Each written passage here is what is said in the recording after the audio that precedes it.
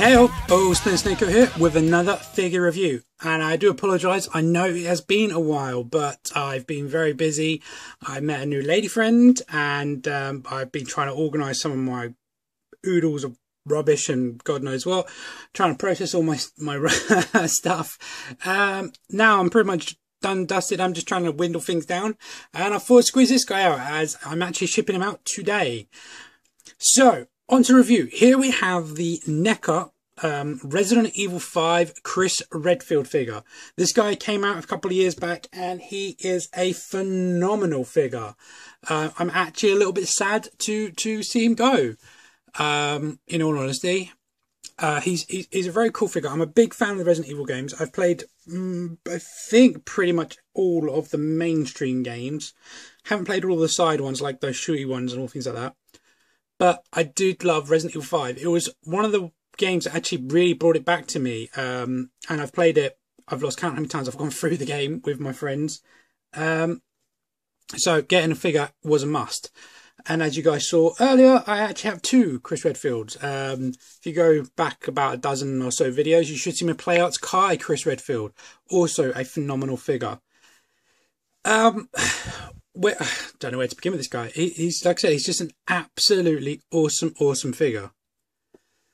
The sculpt on this guy is really good. His face is actually pretty good, and I think it's quite a nice. Whoops, I think it's quite a nice likeness to the actual game. He doesn't have that weird kind of like dotted chin look, which the Playouts Kai did.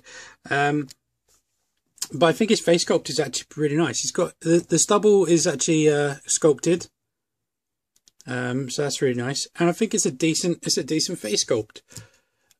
His armor or his vest thing is also very cool.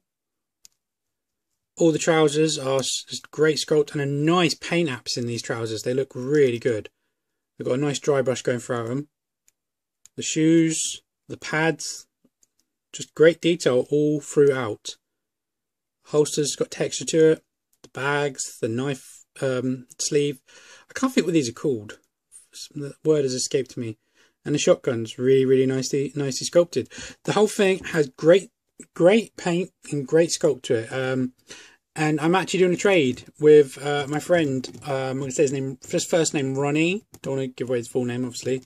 And he's going to trade me Darth Maul from the 6-inch Black series. Now, I'm not a big fan of Star Wars, but I gotta admit, Darth Maul does kick booty. Moving on to this guy. Oh, I'm zooming out. I'm trying to zoom in, trying to zoom out. He's like I said, he's a really great figure. Let's go over his accessories, and then we'll go over his articulation. So he comes with 3 weapons. Chris, go over there. He has his I think this is called the M3 shotgun, I want to say. And this thing is actually really well sculpted. And it's got a nice bit of paint on the grip. It's nice. It's got a textured handle.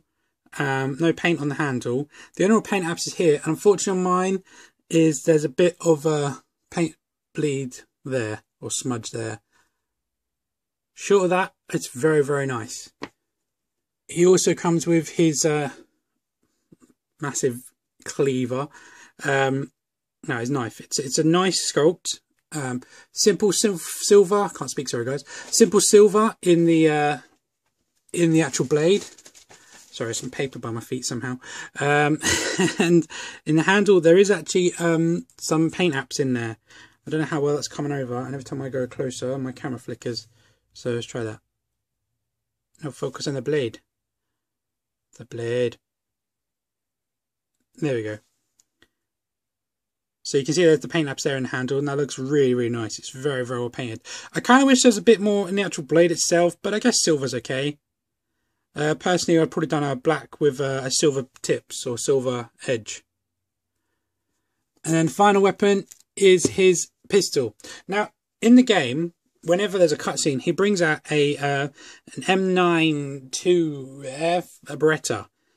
This is not a Beretta. If I was to guess any kind of gun, this maybe looks like the Colt, the M1911, but not really. And that's not even in the game. So I think that's very, very weird. In fact, if I grab... This is the PlayArts Kai Beretta. That's what he uses in the game. Every cutscene he pulls out this. You can have a bloody bazooka equipped and he'll pull out one of these. A bit frustrating, to be honest, but... So I was like, why would you always... Oh, look, there's a giant monster. Let's attack it with a pistol. It's a good gun. It's one of my favourite guns in the game. This, I don't know. It didn't actually appear in the game. But having said that, it is a nice pistol. And it... Excuse me. They've tried to give it some brushing, dry brush, but it kind of went a bit splodgy on that side. This side's a bit better. It looks a bit more actual worn. And then it's got brown on the handle. Now, this does fit in his hand. If remember, it's a bit loose, or it's a bit thin, so it's not ideal. See, it's very loose because the handle's so thin. I mean, look how thin this gun is. If I grab the shotgun, you see the shotgun's quite thin, but that's like half the thickness. So when it's actually in his hand, it's a bit loose, which I don't like, in all honesty. But you can get him to like cover with his other one.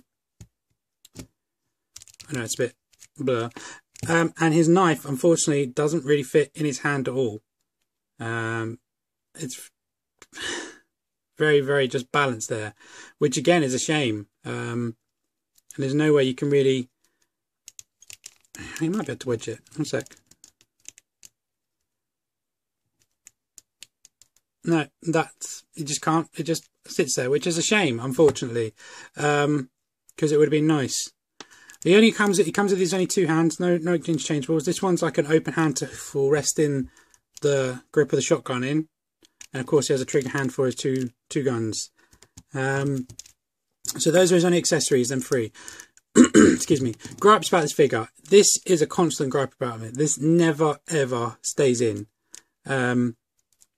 It stays for about a second and it'll just pop out. And the annoying thing is it's frustrating. And you can probably, what I was probably going to do is glue it and then just slide. If I hold it down and show you, you can glue it and then slide that under, which is fine, but I'm not that bothered, to be honest. Okay, let's go over his articulation. Zoom out a bit. Move my camera all over the place then. Okay, head is on a ball, so he can go up quite far, actually, consider him, and then down not so much. You do get a little bit of a rocker from side to side, and then you can do, yeah, full 360 around. You can exorcist his ass. Shoulders are on ball discs. They can go up that high, and a full 360 degree round, and they're nice. They hold their position quite well, but they're quite easy to move as well, which is really good. They're not ratchety, so I don't know how I've done that. And now the joint is actually quite well hidden. You can only just see it there when you fully extend it. So if you have it like that, you can't even see it. Although you can see the peg there, but again, it's kind of hidden. He has a cut at the sleeve. Not a big fan of such a flat cut. I prefer a bit more of a shaped one, but whatever, it's still better than a Kai one. And then he has this elbow, which I hate, which is a bend of there and then a rotation at the elbow, full 360 degrees around. I do not like these joints. And then he has a ball on the wrist, so he's got a little bit of a pivot up and down and then a full 360 degree around. He has a fairly decent ab crunch. I'm very happy with that. I think that looks good. Back, not so much. Speaking of the back, I never showed you. That's the back with the sleeve and his little baggie, and his pouch and some other pockets. All expertly sold. His little radio here. Now in the game there should be a wire going up here to this little thing and then to his ear, because that's the thing he touches to talk. Anyway, he does have a waist cut. Probably can't get 360 because of his equipment. You'll just end up damaging it, so I wouldn't try. And then he has kind of like DC-UC hips. He can go up that high. That's his Spartan. And then he has a split. That. And he kind of has a bit of like a camel toe thing going on here. It's like very weird. Very weird. They're kind of individually sculpted. As you can see, one's higher than the other. But you get a great range of motion out of them. My ones are a bit loose, unfortunately. I think they've worked that way. I've had this figure a couple of years. He then has a cut in between the two straps on this leg.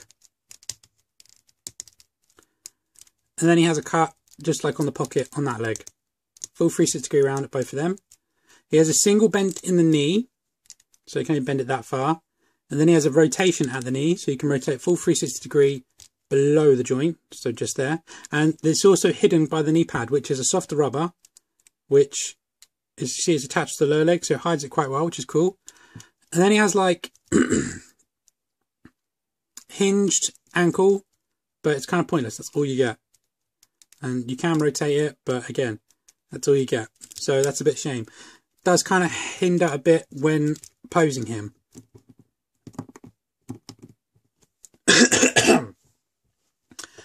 I don't have the Chevy figure to show you, but I can do a size comparison. He stands